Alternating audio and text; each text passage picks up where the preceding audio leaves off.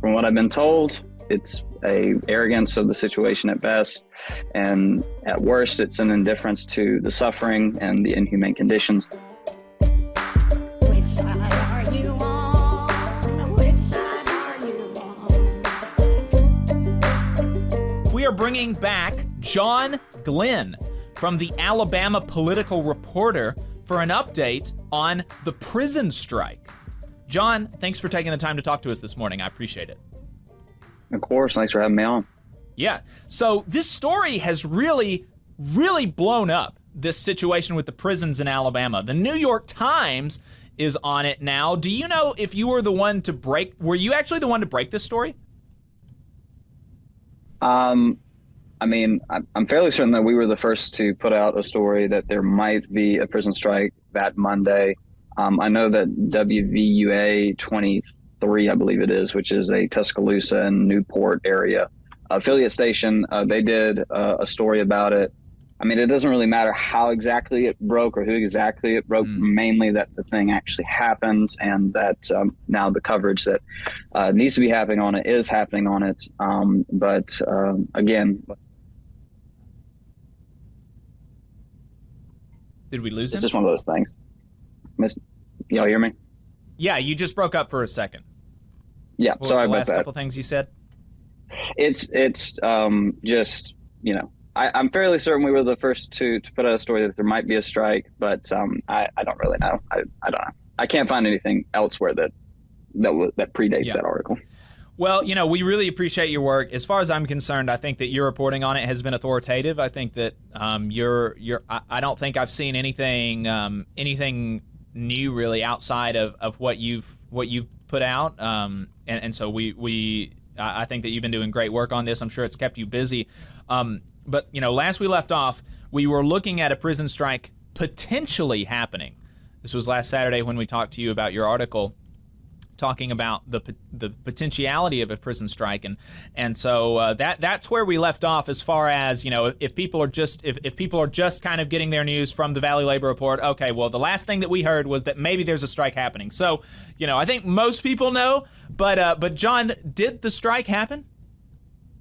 Yes, I mean, the strike that was described, at least to me, in interviews with individuals inside and outside of the Alabama correction system, did happen on Monday.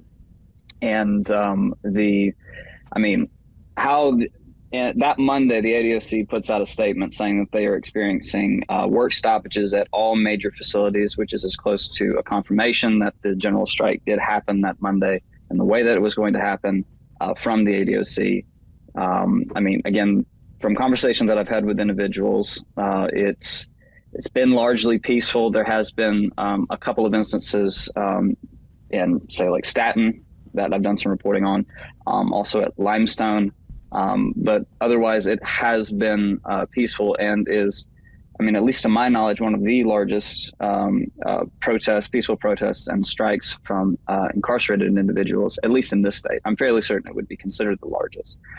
In that New York Times article that you were mentioning earlier, there was an estimation that one of the organizers for the outside rally that happened that Monday at the ADOC headquarters in Montgomery, that 80% of the incarcerated population that we have in this state participated in the general strike. Now, what it looks like currently, I mean, there is some conflicting reports, but again, there appears to be work stoppages, again, at all major facilities. The last time the ADOC confirmed that these work stoppages were affecting facilities, and they differed differently from facility to facility, was Wednesday. And I'm anticipating that continuing at least into the next week. This is that's pretty amazing. So it started off with approximately 80% participation from state prisons across the state of Alabama, and it's continuing in all major facilities today. Presumably not at maybe 80%, but the strike is still very much continuing today. Is the understanding? Yes. Yeah, presumably. There has been, I've heard rumors that, for instance, at Elmore and at Ventress, and I'm sure at some other facilities, I think Limestone, there was also some rumors about this. There are individuals going back to work. From what I've been told, and this is not from the ADOC, this is just from individuals I spoke to within the system, Elmore and Ventress are at full operations. Again, that's not confirmable at this moment. I haven't been able to get that confirmed from the ADOC, but it does appear again that most other facilities are continuing with that. And yeah. We got a question in the chat from Infinite Content. He said that I read that Alabama takes 60 to 70% of inmates' pay, and also that they have prison workers leased out to Burger Kings. Is that the case? I have no idea about that Burger King instance, but I mean, for the jobs that have quotas, for instance, like furniture production and license plate production, I know that those individuals that work in those in those jobs don't even receive, I think, $1 for their work. And I can't remember if it's per hour or per day. I'm fairly certain that estimation on the amount of money that is taken from these individuals who work in these prisons, producing stuff that gets sent to the outside, at least, that is taken from incarcerated individuals. I do not think you get paid for working in the kitchen, but again, I don't know. That's something I need to look into a little bit more. What has the state's response been to this strike? I mean, from what I've been told, and again, from what I've been able to read, it's a arrogance of the situation at best, and at worst, it's an indifference to the suffering and the inhumane conditions that we've vehemently discussed. And the facilities, at least from the correctional system standpoint, their response, they've switched to 2 meals daily, which is the holiday meal schedule. And there are massive delays in major facilities, certain major facilities. And when those meals do arrive to incarcerated individuals, from someone in Limestone that I spoke to somewhat recently, the time that he received his last meal on, I believe it was Tuesday, it was about 8:30 p.m. And when he received his meal on the next day on Wednesday, I believe it was at 3:30 p.m. in the afternoon. So that's like 18, 19 hours difference between getting one meal into the other. And the caloric counts are also down. You've seen, I'm sure, as most folks have, the photos on social media of 1 to 2 pieces of bread, 1 to 2 pieces of cheese, and maybe some grits, which is considered better than what it was previously earlier this week. I mean, right when the general strike started on Monday, I was seeing photos of just like 2 pieces of bread and like a scoop of peanut butter, and that was considered sufficient for 1 of 2 meals that you got in a day. So the ADC has vehemently denied that this is any sort of retaliatory tactic against the incarcerated population. Whether it is or it isn't, it's obviously affecting individuals inside. And I mean, I can kind of see how they would say that it's a logistical problem, since there isn't enough, even if, the correctional staff was at their maximum capacity, meaning that all the jobs are filled for prison guards and folks that work in the administration, they still could not do jobs like feeding incarcerated individuals. They have to have incarcerated labor to do those jobs. And so I could kind of see where they're like, well, this is the only way that we can provide any sort of meal, but it's still highly insufficient. It just is by every metric possible. And from the state's response, I mean, Governor Ivey's statement from her office has angered a great deal of individuals inside who believe her characterizations of the demands is reductionist at the very least, and doesn't take into account the conditions that these individuals live under. So and her response to the demands have been basically like, you're asking for they're unreasonable, quote unquote. That was the quote, unreasonable, right? Yeah, and a bunch of other stuff that I probably shouldn't repeat, simply because it isn't very factual. It isn't anything but very it's very emotionally directed. The thought, at least from what people have been telling me, that folks wouldn't be supportive of some sort of justice reform and correctional reform in Alabama prisons. That's what her office said, that people in Alabama would not want any of these demands met, any of these reforms met. I think that's a broad mischaracterization, and a fair amount of folks I've talked to believe that too. So, right. And what is What are the demands again? Well, I'll just read them off as they were delivered to the ADOC that Monday by outside organizers who were outside at the headquarters. They actually went into the little front entryway, the main office. They weren't met by anyone. There's a bunch of people in the back, but nobody actually came to the desk to receive the demands. These include the repeal of the habitual offender law immediately, the making of the presumptive sentencing standards retroactive immediately, repeal of the drive-by shooting statute, the creation of a statewide correction or convictions integrity unit, mandatory parole criteria that will guarantee parole to all eligible persons who meet these criteria, streamlined review process for medical furloughs and review of elderly incarcerated individuals for immediate release, reduction of the 30-year minimum for juvenile offenders to no more than 15 years before they are eligible for parole. And, victims should not be able to keep protesting after incarcerated citizens' second time going up for parole. So that's the scope of the demands that were given to the ADOC. And something that's in the first line of this, for instance, because you have the demands and then you have a statement from the organizing members. It's that the U.S. Justice Department intervene immediately and take over these prisons because, in their minds, and they believe that the state is incapable of handling the situation, and it's best if the federal government step in. And they filed a motion for the federal government to step in, right? Correct. Yeah, and I really cannot remember when it was filed, but it's been within the last couple of days.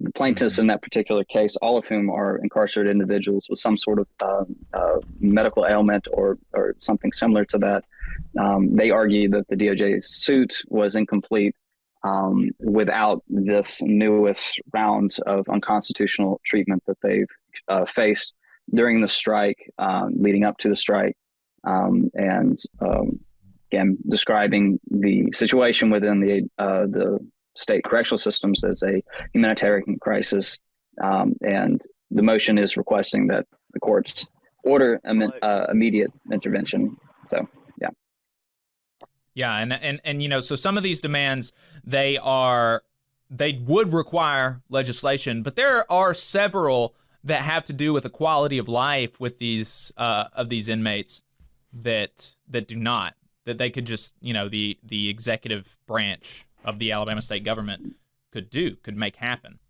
I saw yesterday that some folks. Jacob, we do have a caller on the line if you want to take any questions before we go to break. Yeah. I'll ask this question to John, and then we can bring him on the line. I saw yesterday that there's a protest that folks are scheduling for October 14th. Are we expecting the strike to continue through then, you think, John? I don't feel comfortable exactly predicting the length of this. I expect it definitely to last until next week. Whether all facilities will be experiencing worker stoppages remains to be seen. Again, with the stuff we've been hearing, at least at APR, from Elmore and at Ventress. But at least to when that protest is supposed to happen, and the one you're referring to, I believe, is the one that's supposed to be at the Capitol complex on the 14th. That one, I imagine that the strike will continue in some form to that date. Yes. Okay, Ben, let's bring the caller on the line. And if you could, what's your name? Where are you calling from? And what's your question? Yes, my name's Charles. I'm formerly with Stacey Lee George's campaign for governor. One of the things that we ran on was the prison situation, which Judge Myron Thompson has said benchmarks must be achieved by midnight on December the 31st in relation to a whole lot of these things. And if the Alabama legislature hasn't done anything to follow the judgment of the judge, there could be a problem there. And this is a federal judge, is that right? Yes, it's federal Judge Myron Thompson. Back in 2017, investigation was done by federal persons throughout the whole prison system. They found abhorrent things, especially dealing with the mentally challenged persons that were once in the mental health facilities that closed. Right. As a result of things that are beyond their control of being harmed by other prisoners, they have been in a state of isolated incarceration to themselves for a very long period of time now. Because of COVID, Judge Thompson allowed Alabama to continue doing things that they might not be able to do. But he wrote a scathing 600-page report that anyone can read on December the 27th of 2021, stating what had to happen and had to be finished by the middle of 2025. John, how does that? How do you think that this deadline affects maybe the prisoners' calculations and the calculations of the state? I honestly have no idea. I think, frankly, that honestly, if these conditions aren't changed within a reasonable amount of time, the federal intervention is more than likely. But again, that's coming from just someone who's reported on this, not someone who is in any way, shape, or form aware of particularly the current legal standings of, for instance, the DOJ lawsuit. Yeah, I think that's all I can offer on that. Charles, thanks for calling in. That's some good context. Hey, appreciate it. Yep, thanks. And John, we appreciate your reporting, and we'll be looking to you folks. Make sure that you're following. Make sure that I have the Alabama Political Reporter as one of my home tabs, and I have for a while, but even more so with John's reporting on the prison strike. Anything in particular about where to find your reporting on the prison strike that you want to mention? It's on Alabama Political Reporter and on our Twitter. That's where it shows up, and just appreciate the readership. John, thank you for your time. Of course, thank y'all.